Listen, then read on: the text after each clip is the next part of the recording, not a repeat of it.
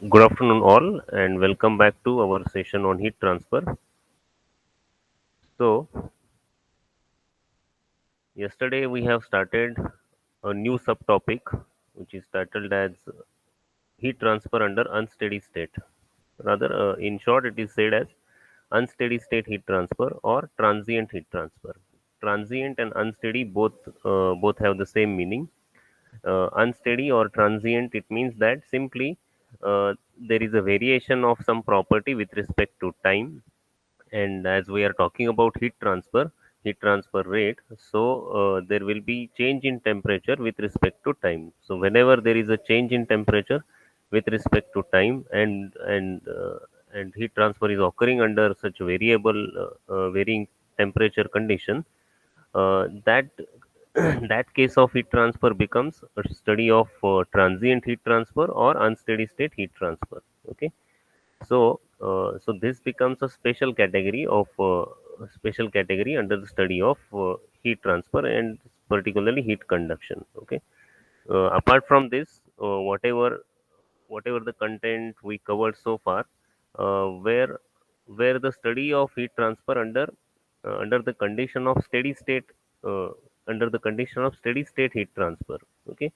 So when we say there is a steady state, so it means that the temperature, whatever may be the temperature, may be high, may be low, whatever is the value of temperature, it is going to remain constant with respect to time. So as long as temperature is constant with respect to time, and when heat transfer is occurring due to temperature gradient, that becomes a case of steady state heat transfer. So apart from this topic, all those things, all those cases we covered, such as heat transfer through plain wall, hollow cylinder, hollow sphere, uh, we actually started with the simple case without any heat generation.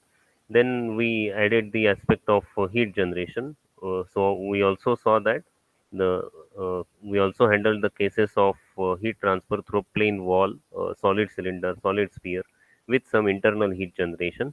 Then we studied the we studied the aspect of fins, that is extended surfaces. That is also some other special category of heat transfer.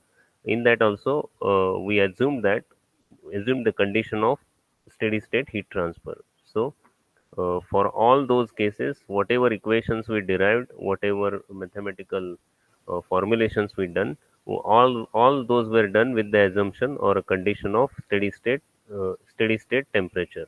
Okay. So temperature was always remaining constant with respect to time. Okay.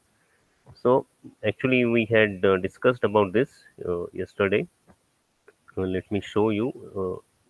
Let me present my screen to you so that you will also be able to see what we are talking about.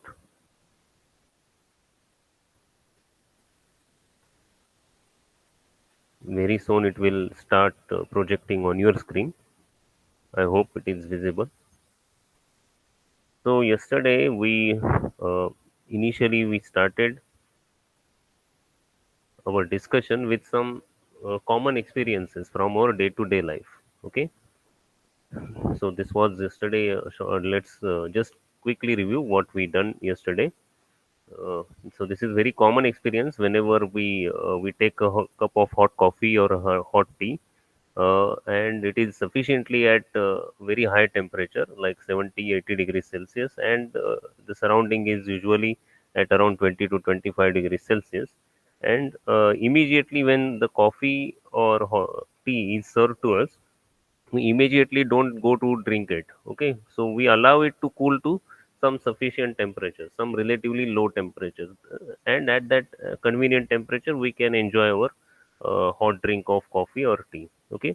So during that initial period, whatever heat transfer that we allow, so that the cooling takes place. Okay. That heat transfer is under the category of transient heat transfer or unsteady state heat transfer, because temperature of hot cup of coffee or tea would be reducing with respect to time. Okay. So we allow for some few minutes, like 1 or 2 minutes. We wait for 2 to 3 minutes, so that coffee or a tea will come down in temperature, and then by we can easily handle it or we can easily drink it. Okay, so heat transfer, uh, during that phase or during that time, whatever the heat transfer takes place, that heat transfer is actually unsteady state heat transfer, because temperature is decreasing with respect to time, and as well as heat transfer is occurring. Okay, the same is the case for any cold drink which is taken out from the freeze or deep freezer, and immediately we don't go to drink it, because too temperature is very cold or very too low. We cannot directly consume it uh, at that instant. So we wait for it, for any cold drink or even ice cream. Okay, we wait for it to get warmed up.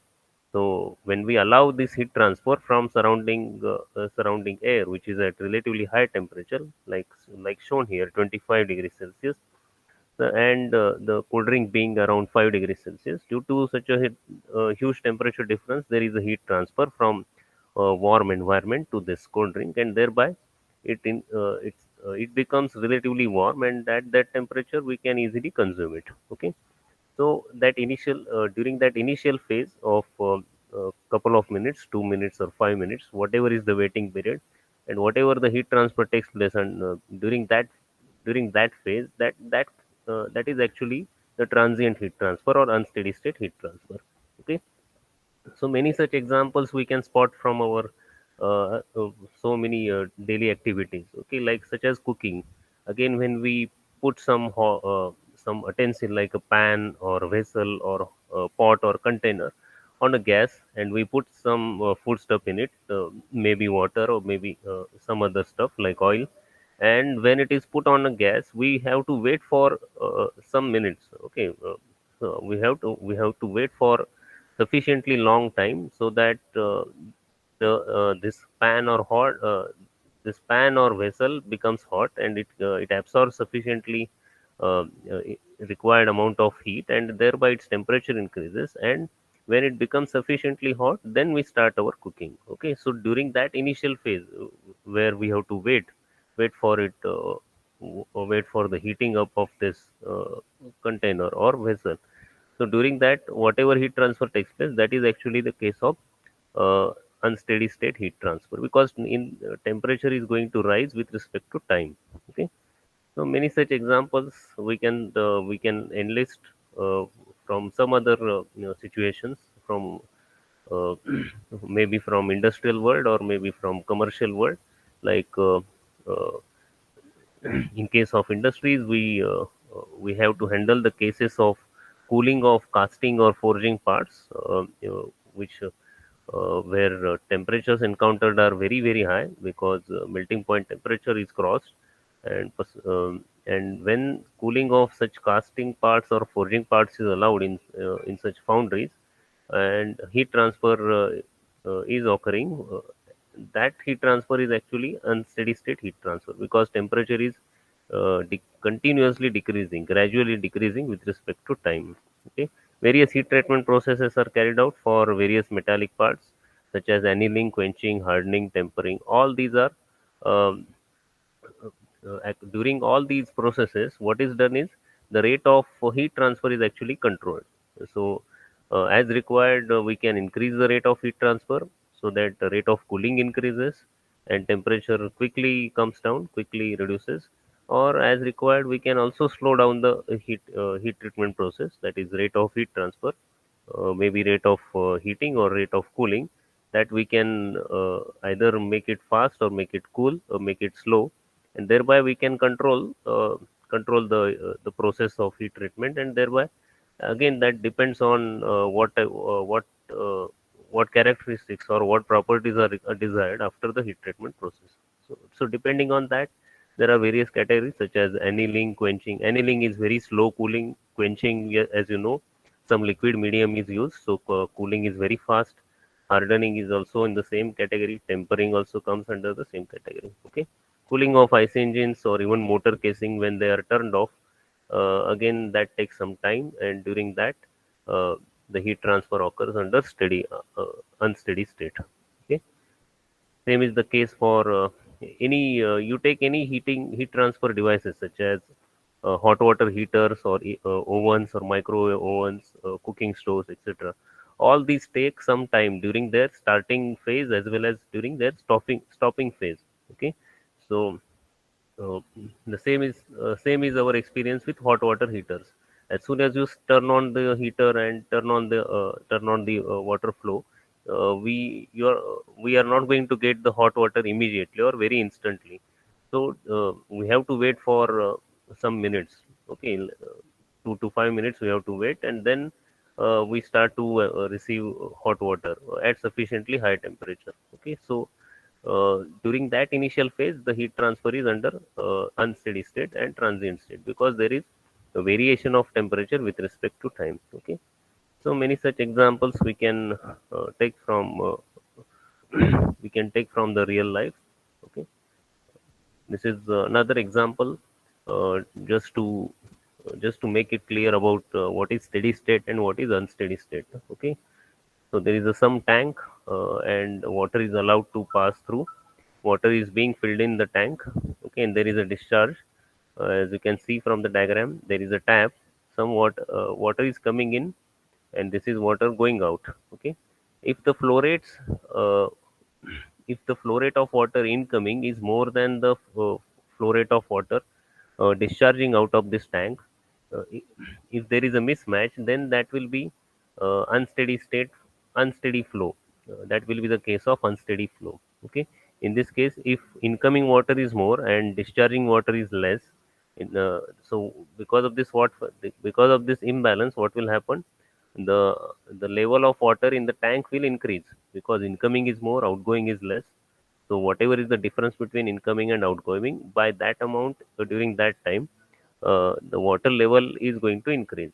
Okay, the same will happen if reverse will happen if the outgoing water flow rate is more and incoming water flow rate is less.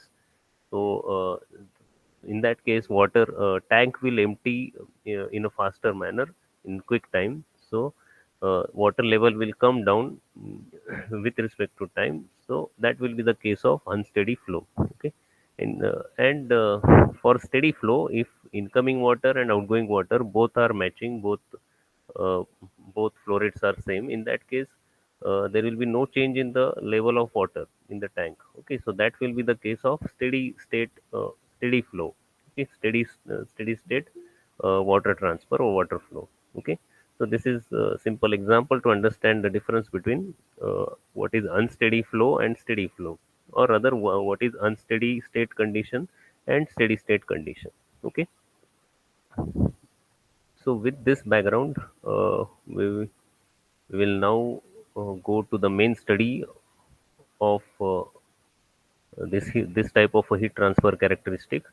Actually, we yesterday we covered the derivation of uh,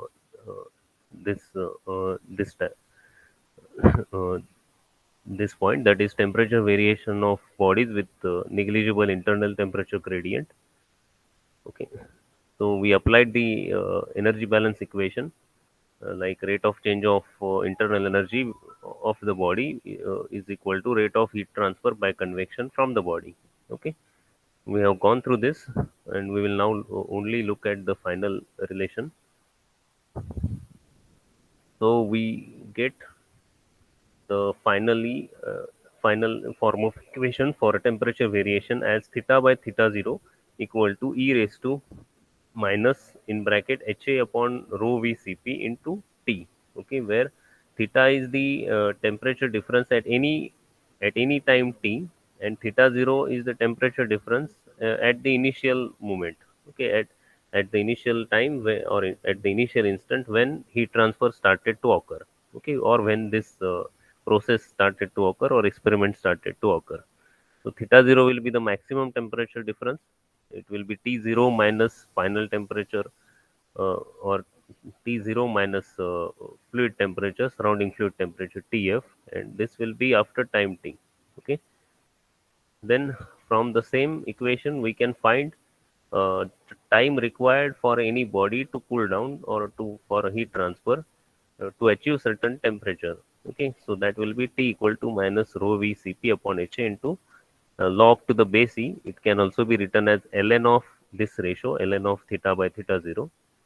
Okay, so in both way, that is, this equation gives us time, and whereas this equation gives us temperature. Okay, if time is given, then we can find temperature with this using this equation, and if we are given final temperature and initial temperature, and we are required to find the time, then we can use this equation. Okay, so both are same.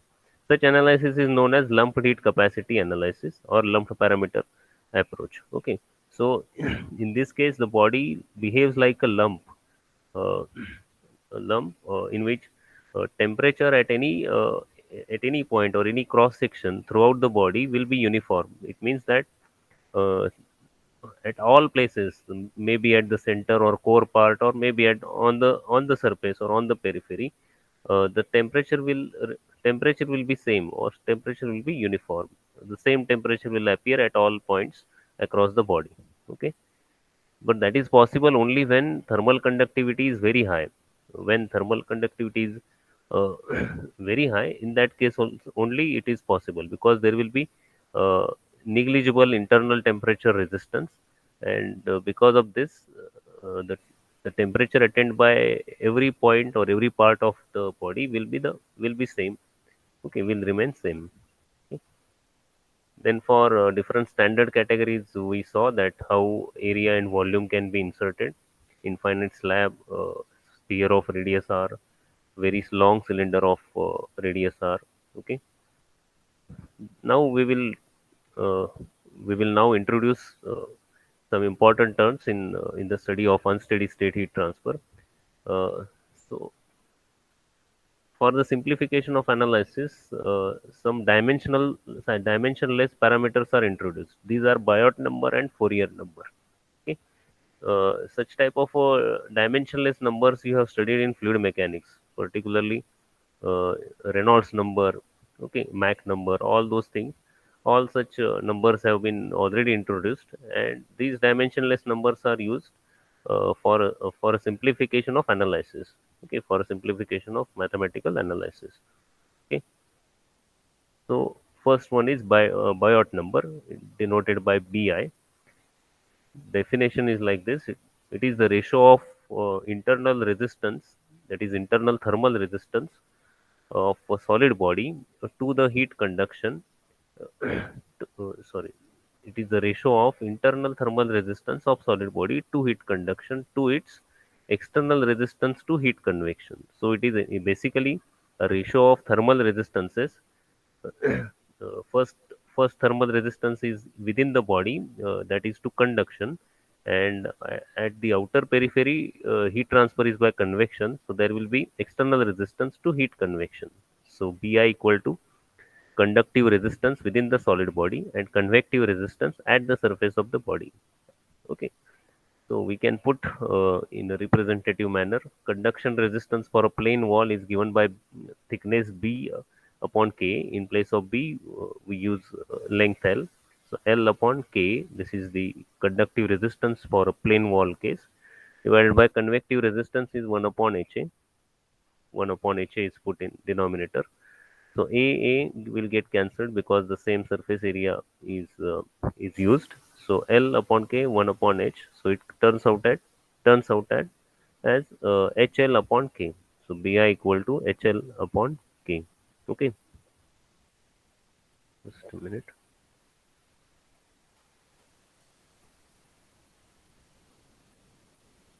So Biot number is equal to HL upon K. It can also be given by in some other form, uh, as a alternative form. So Biot number Bi equal to, in numerator we will have convection heat transfer at the surface divided by conduction heat transfer within the body. Okay, because we can write in this way because it is a ratio of resistances. So as resistance is inversely proportional to rate of heat transfer, we can take these quantities in reverse fashion. Okay, so Bi equal to convective heat transfer at the surface in numerator divided by conductive heat transfer within the body in denominator. So convection heat transfer is given by HA delta T. Equation is HA into delta T divided by uh, conduction heat transfer rate is given by Ka upon L into delta T. So delta T, A will get cancelled. Again, we get the same equation, that is Bi equal to HL upon K. Bi equal to HL upon K. Okay. So H is the heat transfer coefficient for the fluids which is surrounding the solid body. L L will be the characteristic dimension.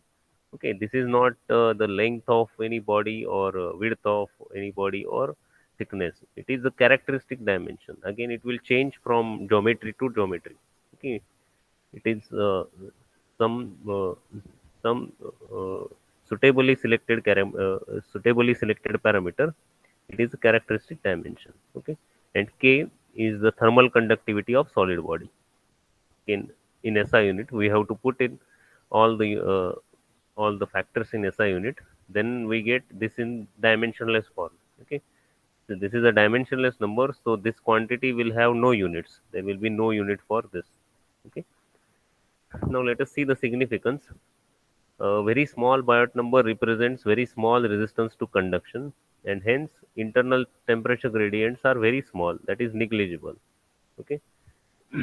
So whenever the Biot number, when we get of the order of less than zero point 0.1 or so, in that case, in that case we can understand that uh, the conductivity of the material is very high, and thereby internal resistance is very low, and internal temperature gradient is also very low, that is negligible.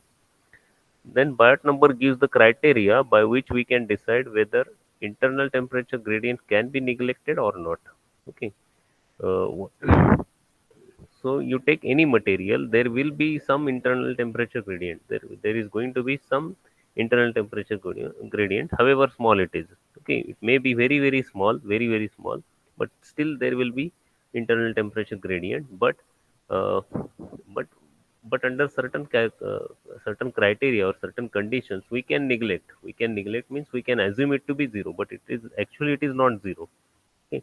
So, so this actually Bayet number was introduced only to only to only to provide this criteria where we can neglect the internal temperature gradient and where we cannot neglect the internal temperature gradient. Okay. So it is valid for Bayet number less than 0.1.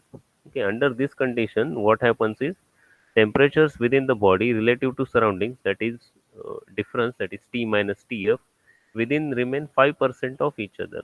Within remain 5% of each other. Such analysis is known as lumped heat capacity analysis. And this will be applicable for bodies of very slender or tiny shapes, that is uh, solid bodies having very small thickness or very thin plate type materials like paper. Paper has very small thickness, just like a zero thickness. Okay. Because thickness is even below millimeter. Okay. So such a thin plate type materials and having very high conductivity. uh, so pro so the materials will be like copper, aluminum, silver.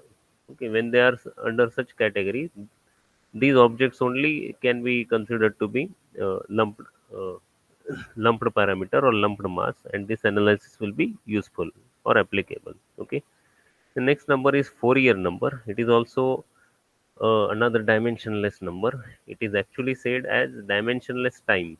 Okay, time has some dimensions. Time is measured in seconds, but this is similar to time variable, but it is dimensionless time. Okay, it will not have any dimensions. So it is given by FO.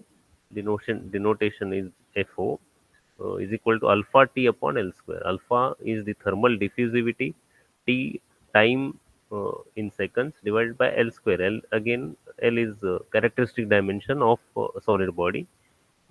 Okay, so we have to put everything in SI units, then we will get this as a dimensionless form. Okay. So this number is a measure of heat conducted through a solid body relative to heat stored in the solid body. Now see, uh, this is true for all type of materials. Now see, all materials, maybe liquid, maybe solid, maybe gas. Okay, all materials have some thermal conductivity. This one thing we already know. Again, along with thermal conductivity, there is one more property called a thermal capacity, or a thermal capacitance. Okay. Or we generally call it as a specific heat of material, Cp. And when we multiply Cp with mass, it becomes heat capacity uh, of that material or of that body. Okay. So all materials have two abilities: one to conduct the heat, and that means conductivity. And conductivity indicates that how fast or how slow the heat can be transferred through some material, through a particular material. Okay, if conductivity is very high, it means that heat can easily and very fastly pass through that material, just like we have copper, aluminum, silver, all metallic objects, metallic materials. And if conductivity is very low, if conductivity value is low, in that like for wood, plastic, rubber, etc. So these materials have very low conductivity, poor conductivity. It means that there is high resistance for a flow of heat, and flow heat will not easily pass through such materials. So it will so the, so the rate of heat transfer will be slow.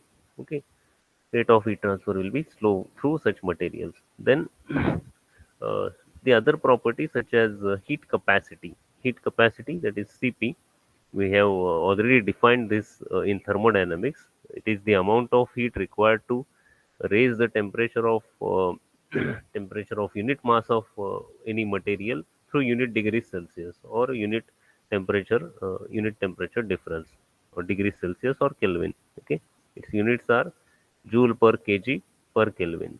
Okay, joule per kg, that is energy per unit mass, and per unit degrees Celsius, that is per degrees Celsius. Or okay, so again, Cp value will vary from material to material. Again, that depends on the material characteristics.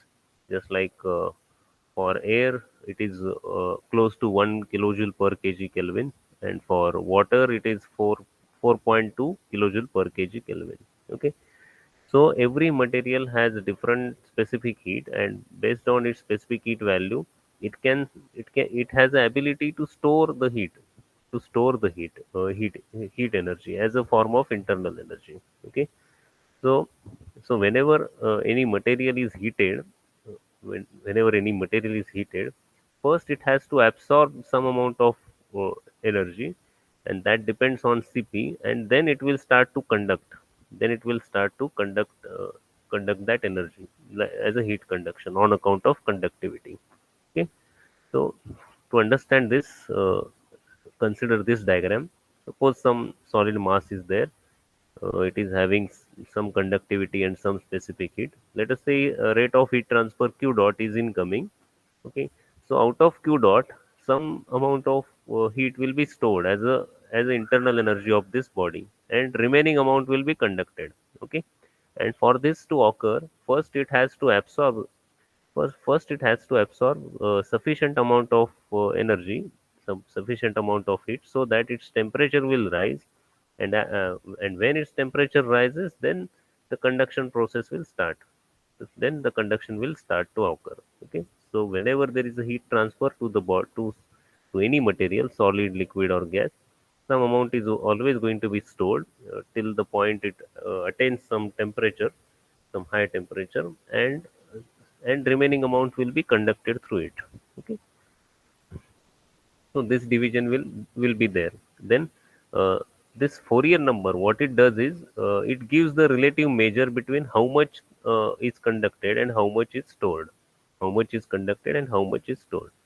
So the relative distribution, relative proportion can be understood uh, by defining Fourier number.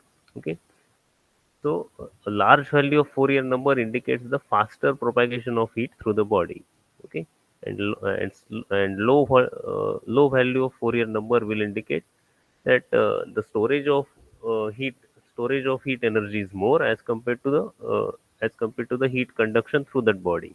Okay, so FO equal to rate of heat conduction across the body across the length of a body having volume L cube divided by rate of heat storage. The rate of heat storage of the same body, that is heat capacity in the body of the volume L cube. Okay, so rate of heat conduction to the rate of heat storage is, if when we put all the mathematical terms in it, we get this in this form: FO equal to K by L upon rho Cp into L by T.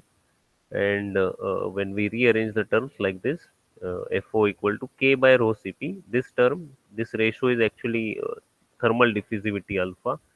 This property we had introduced at the time of derivation of general energy equation, general heat conduction equation.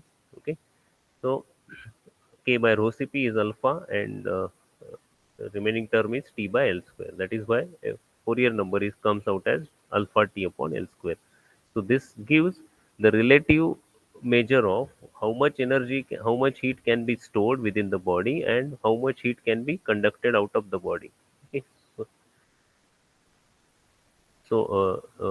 Therefore, the metals metals generally have higher value of thermal conductivity. So, on account of that, Fourier number for metals will be very large.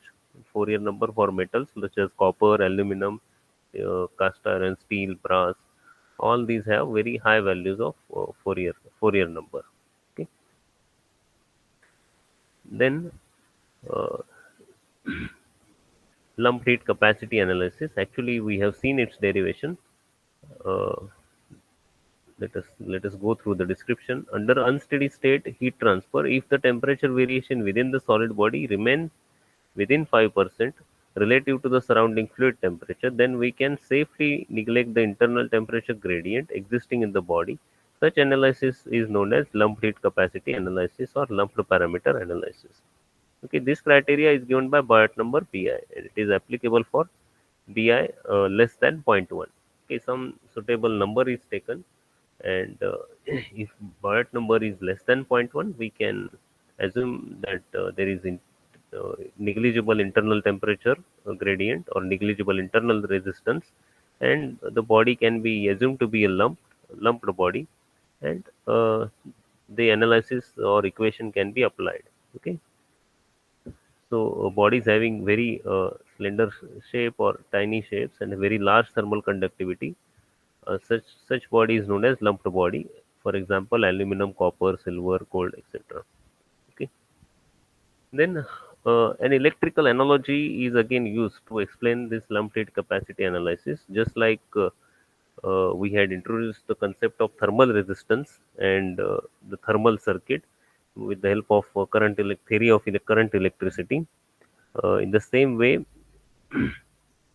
uh, this approach or lumped heat capacity analysis uh, can also be solved or can also be explained with the help of electrical analogy. Okay, such a circuit will be arranged. Uh, Now see, there is some battery having initial voltage E, EMF E, and we have taken one resistor and capacitor in parallel. They are connected in parallel, and uh, across both C and R, that is capacitance and resistance R, this battery is applied, and a small switch is provided. So when switch S is closed, and thereby what will happen? The circuit will be complete, and current will start to flow. And first, current will distribute because these are in parallel. Current will distribute. IC will be current through passing through capacitor, and IR will be the current passing through resistor. Okay, so uh, this EMF E or voltage of battery can be analogous to will be taken as analogous to temperature difference, and current will be analogous to electric current will be analogous to heat transfer rate. Okay, heat transfer rate, and this is this electrical resistance will be analogous to thermal resistance, and capacitance C will be analogous to uh, heat capacity of a body or heat capacity of material. Okay, so initial first what we will do is the switch will be closed, and current flow will start through this as shown. Capacitor actually uh, does not allow the passage of current, does not allow passage of current. So there will be uh, it collects the charges on both sides. It collects the charges on both sides. So whatever uh, amount of current starts to flow through this, that charge will be stored in the capacitor as its capacitance. Okay, and whereas resistance is a passive element, so there will not be any storage, and all the current will be passed through it. Okay, and when we remove this switch, when we open this switch and break the circuit, what will happen? uh, this voltage difference cannot be applied because it is disconnected from this battery, is disconnected from this point. Then what will happen? But still there is this path is free. Okay, because this capacitor is connected to resistor. Whatever the charge which is collected in the capacitance or capacitor will be discharged through resistor, because there is a direct contact from capacitor to resistor. Okay, so this type of this electrical phenomenon is given by this equation: E by E0 equal to E raised to minus T upon RC. E is the EMF of the battery uh, at after time t, and E0 is the initial EMF at the start of this experiment, that is t equal to 0. T is some finite time which has elapsed or which has passed, and R electrical resistance, and C is the electrical capacitance. Okay, this is electrical form of energy. Then uh, in similar way, unsteady state equation can also be written for lumped heat capacity analysis, like theta by theta 0 is equal to E raised to minus into bracket HA upon rho VCP into time t. Now see, these two equations are very analogous in the form. Okay, their forms are very very much similar, because we have ratio of EMF for electrical equation, and here we have ratio of temperature difference.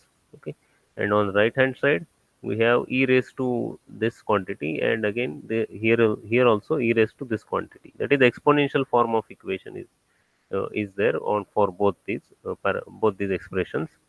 So equation 1 and 2 are very analogous to each other. From this we can set up some analogy, like theta equal to temperature difference, uh, which is analogous to voltage difference or potential difference. So theta T minus Tf is analogous to EMF E, that is theta 0. So likewise theta 0, that is T0 minus Tf, will be analogous to E0, that is initial EMF, initial temperature difference, analogous to initial EMF or initial potential difference. Okay, equation 2 can be rearranged like this, that is theta by theta 0 is equal to E raised to this quantity. Okay, we will modify the equation to get it in this form. Okay, E raised to T upon RC. That is why we write it as E raised to minus T upon RC is equal to E raised to minus T upon uh, this is so electrical resistance will be replaced by thermal resistance. Electrical capacitance will be replaced by thermal capacitance. Okay, then again by comparing equation 3 with the equation 2, that is thermal equation, we will find that R thermal, that is thermal resistance, is actually 1 upon HA, which is convective thermal resistance. It is a convective thermal resistance, and we find that C, that is capacitance, thermal capacitance, will be equal to rho VCP, because we can rearrange this term like this: HA can be taken to denominator, so it will be 1 upon rho VCP into 1 upon HA. So 1 upon HA is taken as thermal resistance, and rho VCP in the denominator is taken as thermal capacitance. Okay, so units will be thermal capacitance for joule per degree Celsius, and thermal resistance will be degree Celsius per watt. Okay, so uh, by this analogy, RC electrical circuits can be used to study the transient behavior of thermal systems, and time required for certain temperature change can be easily found by measuring the voltage drop and using equivalent R and C values. Okay, so in practice, what is done is, if we want to study the characteristic or behavior of some thermal system, some thermal material, then we can, it is using this analogy, uh, we can build some electrical circuit like this. Okay, and electrical circuit can be easily built.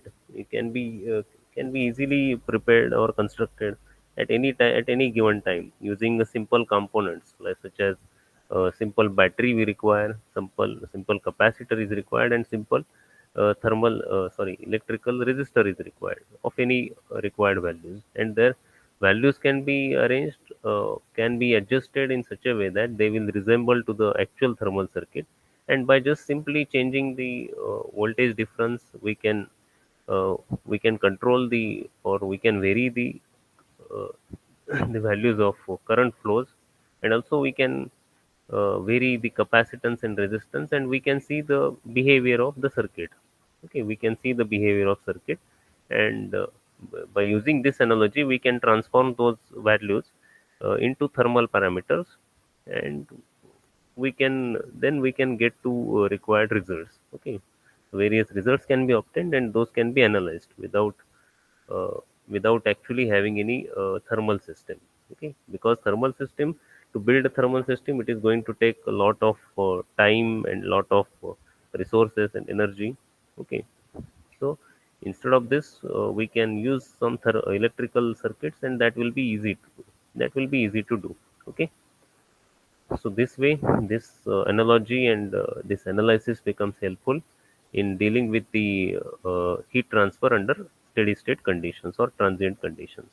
Okay, then uh, let us look at,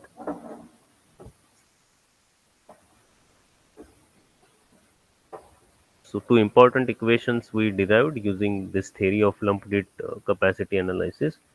Now we can apply this theory to some interesting cases. Okay, particularly the case of thermocouples. Thermocouples, as you know, these are very simple devices for temperature measurement. Okay, so thermocouple is a simple temperature measuring instrument, and it works on the thermoelectric principle, what is particularly known as Seebeck effect. Okay, thermocouple gives reasonably accurate and quick measurements over a wide range of temperatures, and because of all these features, uh, thermocouples are famous choice in various applications. Moreover, thermocouples can be connected to digital indicators, digital temperature indicators, which are again the electronic form of equipment, which directly show on their displays. We can get the direct reading on the display. Okay, and construction wise, these are very lightweight, small size, and very easy to handle. Okay, and also available at very low cost. So because of all these, all their features and all their benefits, benefits of use, these have become very famous in at the laboratory level as well as in industrial, for industrial measurements. Okay, so during temperature measurement, one of the two junctions is placed at the point of application for which temperature is to be measured, and the other junction is kept at the reference temperature, that is ambient. Okay, so one junction is taken as the reference, which is normally the ambient temperature or surrounding air temperature, and the other point is used at the point of application. Okay, so uh, definitely there will be difference in temperatures of the both points, and because of that temperature difference, the proportional voltage or EMF is generated at the junction, and this EMF is then converted with the help of transducers. uh, that is transducers, like transducers are those elements which convert one form of energy to another form, such as here they will convert the temperature, that is heat into the uh, electrical EMF, and thereby current will be produced, and that will be proportional, uh, and that change in voltage or EMF will be reflected in the electronic circuit, and that will be amplified with the help of amplifier, and proportionally it will be shown on the display. Okay, So then this thermocouple junction also works like a lumped body. Okay, because as you know that thermocouples are made of some special materials, some special dissimilar materials, and when these dissimilar metals are used or are connected together to form a junction, there is a EMF generation whenever there is a temperature difference. Okay, particularly these are metallic ones. Uh, if you look at some common materials of thermocouple, these are uh, either copper, either in the form of copper alloys or iron and iron constant type of material. Okay, so these are also metallic ones, and uh, therefore when they are put into application for a temperature measurement, they will behave like a lumped body. That is due to their uh, very high conductivity of metallic material. There will be negligible internal temperature gradient within them, and when it is put into application or put into use, it will also take some finite time to reach the true temperature of the application. Okay, suppose we are measuring the temperature of some hot fluid or some hot gas. Initially, what will happen? The temperature thermocouple probe or thermocouple sensing element, that will be at room temperature, and we will put it into the gas flow or fluid flow, which is at sufficiently high temperature. First, to record a temperature, first the thermocouple itself has to absorb the heat. Okay, has to get heated up, so its temperature has to rise first, and uh, for this to happen, it has to take some finite time. Okay, so it will take some finite time, so that it will heat, and after it heats, then it will start to show the indication of temperature. Will start to show the temperature reading. Okay, so so that initial period, so that initial period. Uh, so that initial period can be taken as a time constant of thermocouple. Okay, so this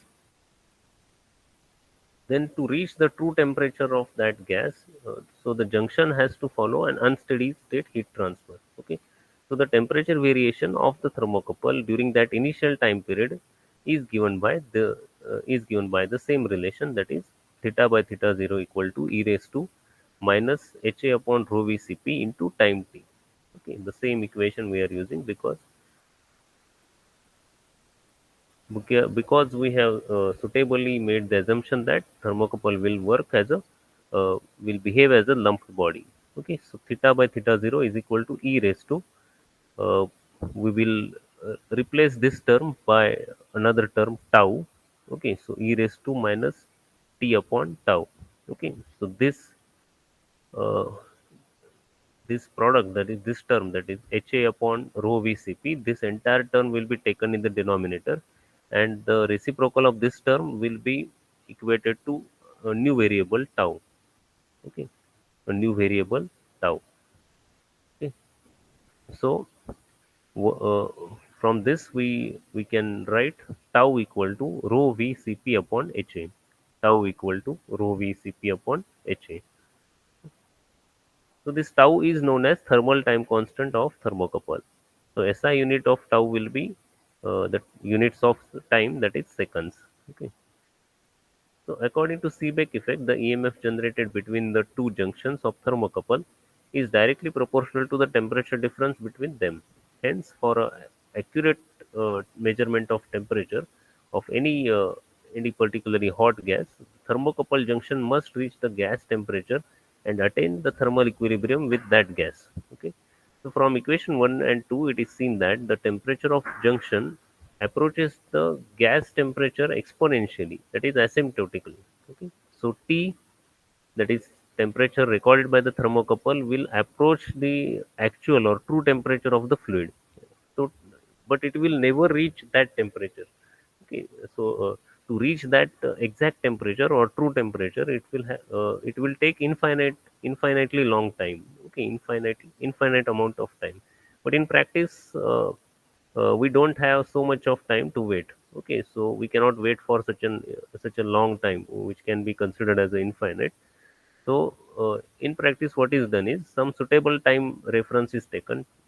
Uh, some finite some finite time is fixed, and the temperature is recorded. Then and therefore the temperature whatever recorded in a given amount of time, that will never be the exactly true temperature of the gas or temperature of the fluid. Therefore there is always some error introduced in the thermocouple reading. Okay, and to overcome this fault, and and to compensate for the error caused in the thermocouple reading, some arrangement has to be done. Okay, some provision has to be made. So, so what is done is this: EMF, the EMF generated is measured after some time t.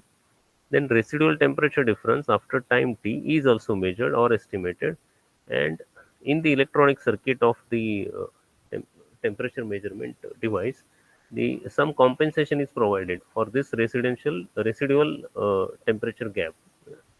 Actually, it is the error introduced. Okay, and by this adjustment, we can get as close to the exact temperature as possible. Okay, so in practice, we are never going to get the exact or true temperature of that gas.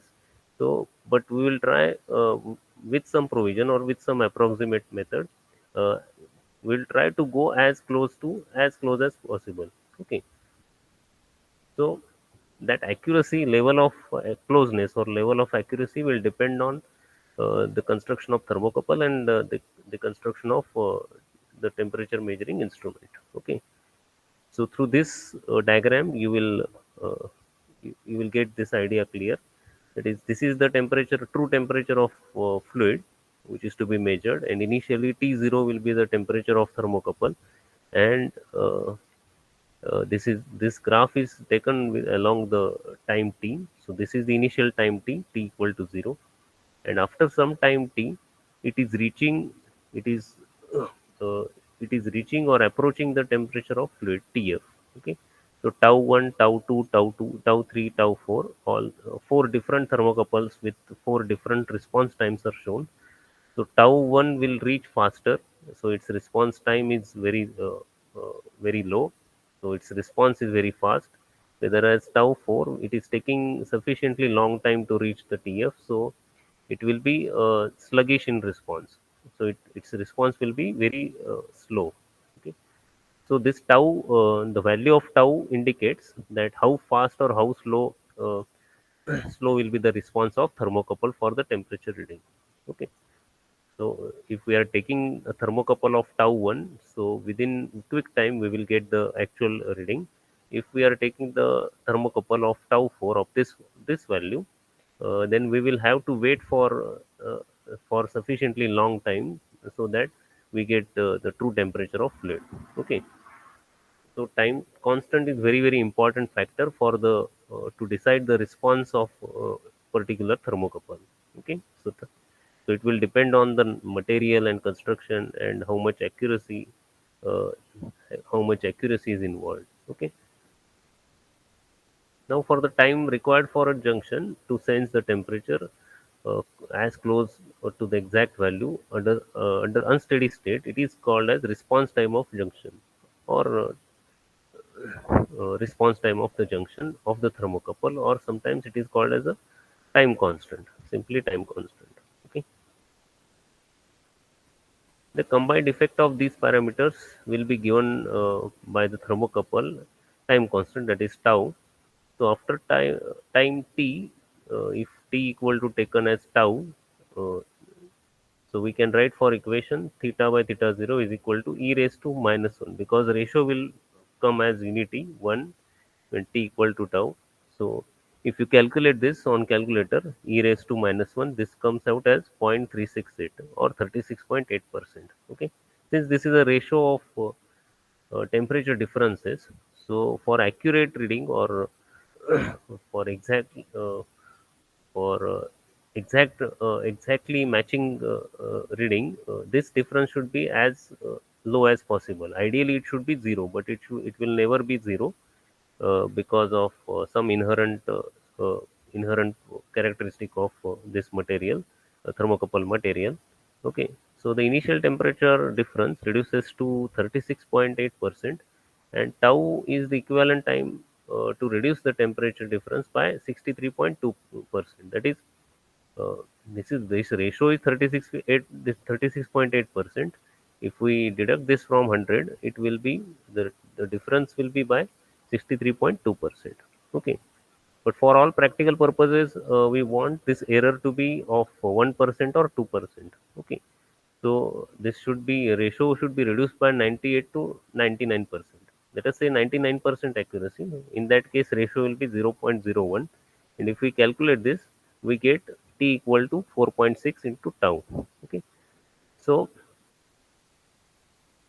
circuits used in digital temperature indicators, which are designed to indicate the temperature after time period of 4 tau, uh, after the time period of 4 tau from the instant of contact.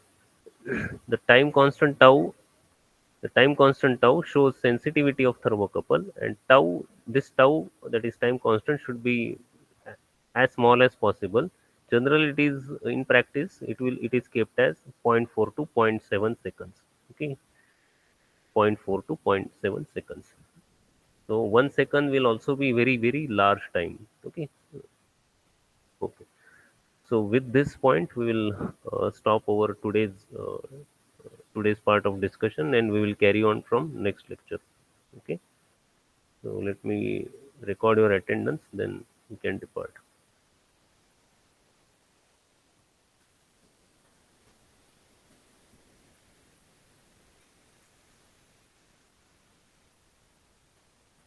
Okay, you can leave now. Thank you.